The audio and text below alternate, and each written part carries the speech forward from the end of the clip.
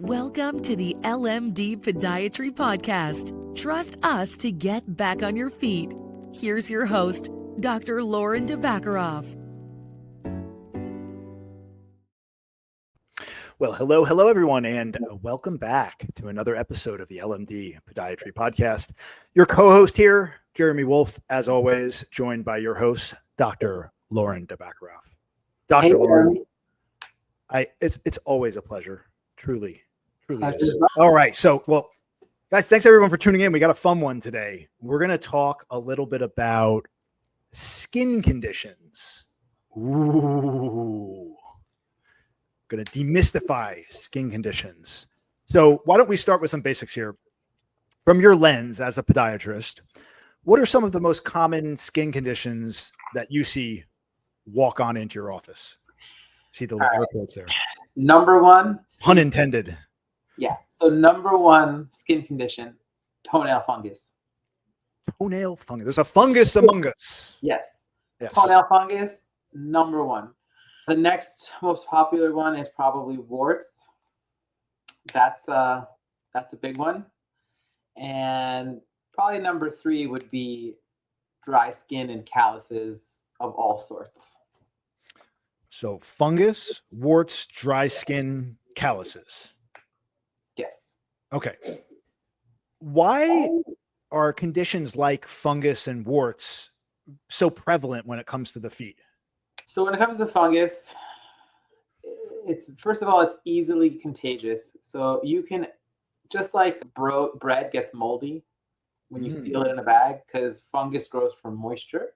So too, the same thing happens if you wear shoes without socks. You could actually develop fungus on your skin, on the skin of the foot, leading to athlete's foot, or on your toenails just by having too much moisture in your foot. If you perspire a lot, if you sweat a lot in your feet, and you're not using things to dry up your feet, for example, and that moisture can help you lead into a fungus in your skin or on your toenails, for example. Another reason why toenail fungus is very common is because when people share showers with other people and they don't know where they went, if you use public showers, and in South Florida, the number one is the nail salons. Because even though they have the sterile packs, it's the what's it called? The brush, the nail polish brush. That's what everybody gets it from because it's the only thing that doesn't get sterilized. And even though people think that the nail polish is so strong and it has a lot of chemicals in it, those chemicals are not strong enough to kill the actual fungal spores that are on the brush. So even though they give you a pedicure and everything's great, the second they use the same polish that they use on the thousands of other people, you're going to get that fungus. Sounds lovely. That's always great when you go to, that's always great if you go to get a pedicure, you spend $100 whatever it costs to get a pedicure, and then you end up getting some kind of fungal infection. That's lovely. Oh boy. So we're talking about fungal infections. What exactly is a fungal infection? Like elaborate. Okay, so there are different types of microorganisms, right? So you can get a bacterial infection, like if someone has pus in their foot, that's bacteria. Ooh, a husk? Pus. Oh, pus. Okay.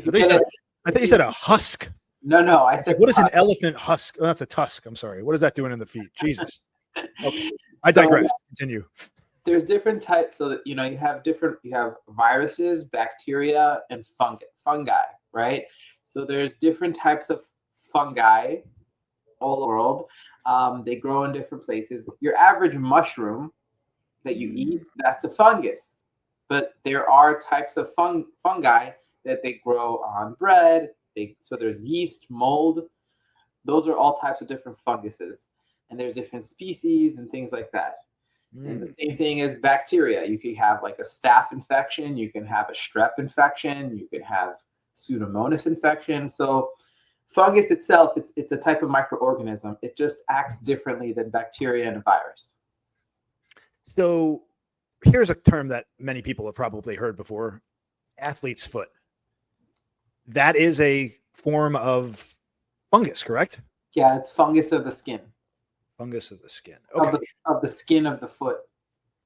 So for somebody that is having some issues with the feet? Like, what are some typical signs somebody should look for, and how can they treat that? When would it require you actually going to see a doctor like yourself, or a home remedy? What should people look out for? Some signs and so for athlete foot or fungus of the skin of your foot, the most common sign is itching. If your feet start itching, the other thing is you get like this scaly, flaky skin on the bottom of your foot. Should I be getting my foot out now to do an inspection? No. We don't want to scare everybody away. Jesus, my face is scary enough looking, man. So a lot of people confuse dry skin with athlete's foot. Okay. So dry skin, your skin is just kind of like ashy, and then athlete's foot, you could actually see it's a moccasin-like distribution. Basically, it's like these little circular scales on your foot, and they flake off. And in some cases, they can be red, and sometimes they can cause some itching in your foot, and that's how you know it's athlete's foot. Home remedies, vinegar soaks, like half vinegar, half water, that'll help kill the fungus. You can try over-the-counter creams, but if that doesn't resolve on its own, then you probably need a stronger prescription that you can get either from me or from a primary doctor. Why are fungal infections so dang stubborn to get rid of? Like, what is it that they just kind of, it seems that when you get something cooking on your foot, it just kind of takes hold and never goes away. Like, I have certain, I'm not, maybe not fungal infections, but I have certain things on my feet that just, they don't go away, like calluses that develop and scars from things, and they just stick there forever. Well, calluses and fungus is two different things. Totally different stuff. Calluses is from pressure from the shape of your foot related to the shoe. But fungus, the reason why it's so stubborn is because they breed in the moisture. So if your feet are sweaty, you're wearing shoes without socks. And you're walking around all day. You live in Florida, and it's hot as all hell down here. And you're walking outside. It hangs out. Your feet are moist, and it hangs out there, and it continues to grow. And you have to kill it. It's not going to go away unless you kill the fungus. You got to kill it. Be nice, doctor. We don't want to kill things on the show here. Come on. No. Okay, so warts, another fun one. I think people have heard of plantar warts, and those can be really painful. Talk a little bit about plantar warts. What are they? What causes them? And why can they be so tricky to treat? So it's a virus of the skin. Okay. Virus of the skin. Remember I said we have bacteria, fungus, and virus. So just like COVID was a virus, it's a respiratory virus. So you can have a virus of the skin. So viruses act differently. They live off the host cells. So if you don't get rid of the warts or do things to burn the warts, I'll talk about that in a second. So what's going to happen is that virus, it's called Verruca plantaris. That's like Verruca. That's like the proper name for it. And when you have that in your foot, or really anywhere in your body, people get them in their hands. I've seen them in people's legs, and they're very painful in the foot. And I'll tell you in a second why. But what happens is the viruses live off the host cells. And then if you don't do anything to get rid of the virus, then it's going to continue living and thriving on your skin and lives there. Eating away. It doesn't eat away at anything. No. So the reason why the ones on the bottom of your foot are very, very painful is because it lives on your skin. And then as you walk, you develop a callus over the wart. And that makes the callus more and more painful. And you're walking on the virus, and you're walking on the wart, and you're walking on it, develops the callus. And that's why they become so painful. Where do you get them? It's a virus. It was contagious. You know, a lot of kids get them because they walk barefoot in public pools, public showers, public pools. Anytime you walk barefoot anywhere, you can contract you could get a skin virus. So effective methods of treatment, you alluded to this earlier. You talked about burning off warts. When is it appropriate to do that? Is that something that sounds like it could be pretty aggressive and maybe not the best way to get started? Like if you have one developing, maybe there's some other treatments you'd go to first before you consider burning off. What are your thoughts on that?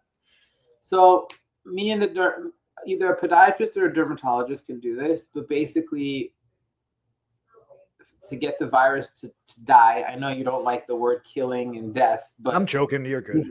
to get to kill off the wart, you have to kill the virus. A couple of very simple ways to do that is to use over-the-counter acids. Me or the dermatologist can freeze it, like the freeze cans to freeze burn. That's another way to kill it, to make it die. I think I've used that before. It seems familiar. Right. Like an over-the-counter. Is that over-the-counter or prescription? No, so there are like over-the-counter acids, like salicylic acid is very common for people to buy. You get the wart patches, which have acid on them that help kill the wart and burn it. But in office, I go a little bit more aggressive. And you spray something on there. You could freeze burn it. You could burn it with a chemical. There's also like other things that makes the wart blister off. Very strong, painful chemicals that do that. Chemical burns, things like that. Those help kill the wart or destroy it. It's chemical. It's a type of destruction. So we want to destroy, like the freeze burning or cryogenic freezing, cauterization. They all kind of cauterize the wart. Now, the reason why I recommend seeing a podiatrist for the warts of your feet, mostly because the callus that you develop over the wart is so thick that it doesn't matter what kind of cautery you use. You really need to trim the callus down really deep enough so that you can expose the wart to the medicine or to the cautery, if that makes sense. Really get in there good. And yeah, because the callus blocks it's going to be a barrier. So I find if you have one on your hand, go to the dermatologist, burn it, whatever. But if you have one on the foot, chances are you have a nice thick callus over it, and that's preventing the medicine from penetrating. If over-the-counter stuff has not worked. Let's talk about prevention. I find myself more and more going back to this idea of preventative care and prevention. I think the older I get, the wiser I get, and the more I'm talking about taking care of yourself. So a lot of the preventative measures that people could take in most things in life are usually pretty obvious, but so many of us avoid them for whatever reason. So let's just raise some awareness around prevention. What are some things, some go-to things people can do to avoid these issues in the first place? And again, I know some of this is obvious, but issues like wart and fungus? Or yeah, let's go. I mean, for the warts, it's really just don't walk barefoot. Ever. Don't walk barefoot. Isn't it good though to go out and walk barefoot? Like I heard that it's good to go outside and walk on the earth, on the sand, on some grass. Great, but not like around a pool. Okay, public pools. Where there's a lot of. Well, how do you not walk with? Oh, I guess you can wear the water shoes or whatever. Yeah, wear your flip flops and water shoes. Those are fine. Okay. And I mean, a lot of kids get it because they're changing in the gym and school and things like that. And those gyms in the school, that's where all the fungi, all the viruses live over there. So you just gotta keep it clean. Now, is it good then to like I mix between some days I wear socks and sneakers, some days I wear sandals. Is it good to rotate? Like I'd imagine too much of anything is not good all the time, right? What's your thoughts on that? Am I on a good path with like rotating my footwear day to day, or even changing my socks throughout the day if they get a little wet or musky? So that's my recommendation typically. Okay, so for people with sweaty feet or people that tend to have like the athlete's foot that comes back again and again and again, it's all about maintaining a dry environment in your shoe. So the way you do that is you have to alternate shoes. Like if you wear the same shoe every day, give it a break. Wear this shoe today and then the other shoe tomorrow, and then that'll give it a full... or maybe one of each one day if you want to go crazy, right? I mean, if you have enough shoes, go for it. Another thing you could do is switch your socks. So a lot of people love cotton socks, but they're not great for athlete's foot because cotton socks, when they get wet, they stay wet. So what's the alternative to? I've never thought about anything but cotton socks. What else do they make socks out of? Right. So now, I mean, wool socks are the best, but it's Florida. It's hot. So you want any type of sock with a wicking technology. So you want something that wicks the moisture. You could buy special socks like that if you do truly have sweaty feet or you're a marathon runner or one of those things. But there's as long as you have some type of like synthetic fiber on your socks, then it should absorb most of the moisture. So would that be like I bought some socks for running? There were, I think the brand was called Saucony. Is that the right? Am I saying that right? Oh, those are good. Are those those type of socks that have that lining? Yeah, because I use those when I run, and they definitely feel more comfortable. See, those are wicking socks. They actually, I think they have also. What do you keep saying? Wicking? Wicking. It wicks the Wicking. moisture. I thought we were talking about witches here. No, wicking. It absorbs the moisture. It wicks. It makes sense why somebody recommended to me to get those socks for running. So all the pieces of the puzzle are starting to come together here. You see? Good. I'm glad I could bring it home for you. What are we missing? You talked about fungus. We talked about warts. We were talking about dry skin. What are some of the other common issues that you see? Sometimes I see some dermatitis. Dermatitis. Derma being skin, yeah. And titus being I don't know what it is. Inflammation. So inflammation. Dermatitis is inflammation of the skin. Yeah. Okay. So a lot of people can get that from. I see it all the time when patients wear like Crocs without socks. Don't wear Crocs without socks, people. Don't wear Crocs. Don't do it. Don't run a 5K race in Crocs or a marathon in Crocs. I've seen some videos like that. No good. So you could get it from like the plastic or the rubber of shoes. Like a lot of times patients get it on the top of their foot.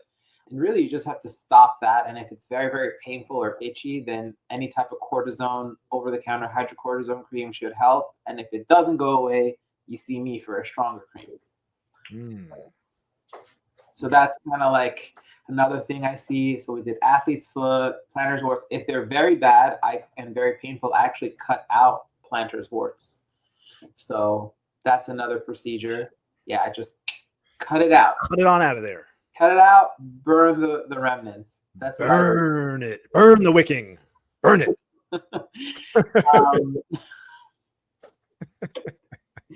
Oh man, I'm too much. And then for toenail fungus, I will say this: those are stubborn ones. There are pills that just help clear the toenail fungus, but if you're against pills, even though the pill that I prescribe is amazing, you need a very strong topical antifungal to kill toenail fungus. Why? Because the toenails are about 15 times harder than your skin. So most of the over-the-counter stuff, even though it has the antifungal ingredient in it, it doesn't have the vehicle to penetrate into the nail. So that's why there's like more prescriptions, and I also sell some fancy stuff here that helps that barrier. What is this magic pill that you speak of? Terbinafine. Terbinafine? Yeah, or Lamisil. That's what everybody knows it as. Okay, and what is that? So that's just was like an anti-inflammatory. What's that? It kills the fungus from the inside. So it kills. Yeah, so the new nail will come out fungus-free when you take this pill. It takes a couple months. Toenails take about 6 to 9 months to grow out if you're young. So you take the pill over the course of 3 months. I prescribe it, I monitor you, and then we wait for the nail to grow out, and everybody's very happy. That doesn't mean the fungus can't come back, because unless you do all those tips and tricks, keep your feet dry, keep the environment of your shoes dry, alternate your shoes, and do that stuff, it can always come back. All right. You can even buy like a shoe tree, like a UV shoe tree or shoe zapper, or you hang your shoe on it every day so it kills everything. UV shoe tree. Yeah, they have them on Amazon. They're great. Not seen that. That's interesting. Just hang the shoes up and hit them with that UV light. My favorite tip is taking one of those cheap Lipton tea bags, the black tea, cheapest ones you have.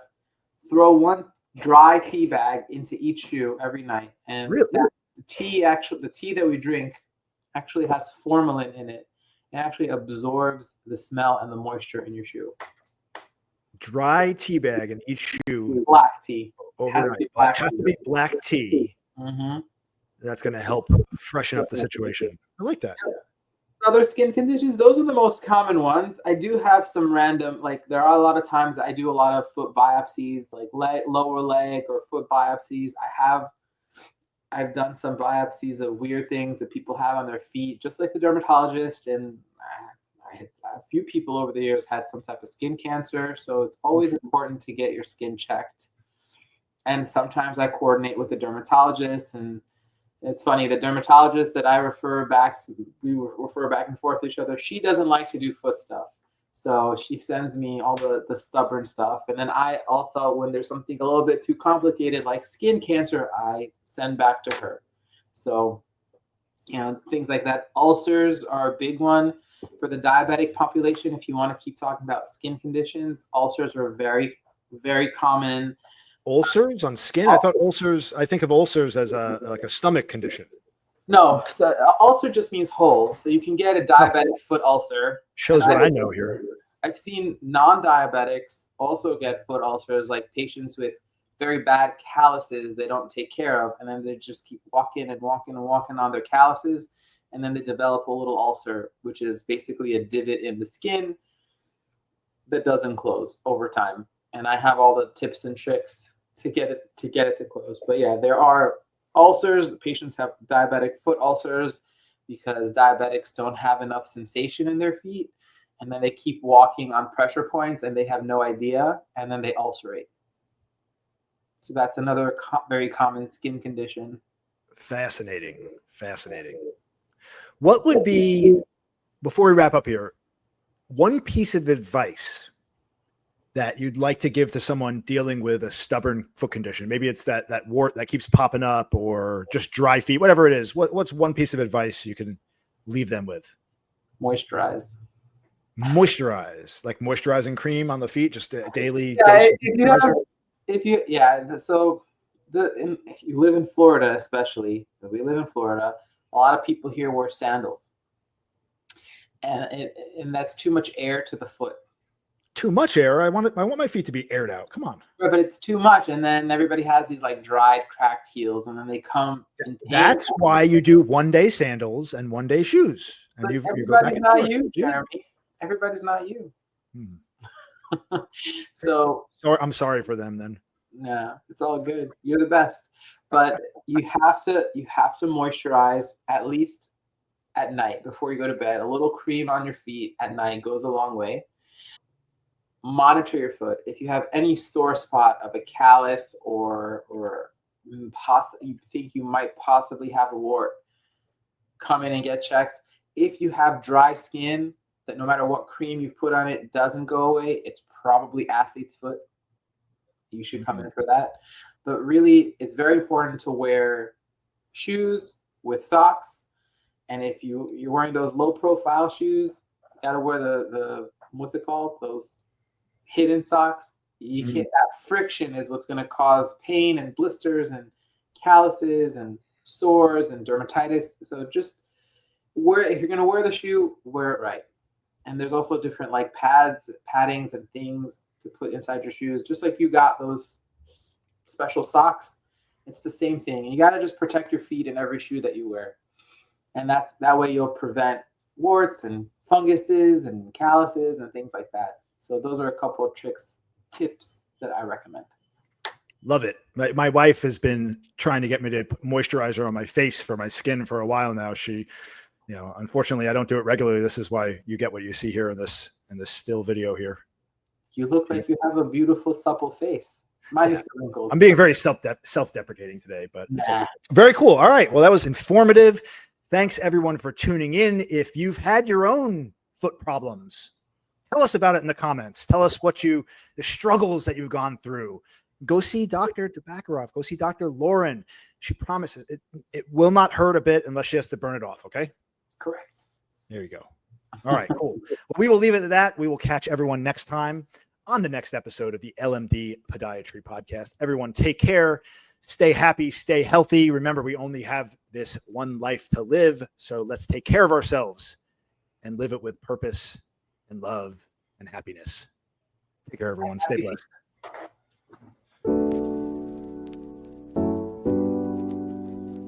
Thank you for listening to the LMD Podiatry Podcast. For more information, visit lmdpodiatry.com. That's lmdpodiatry.com. Or call 954-680-7133.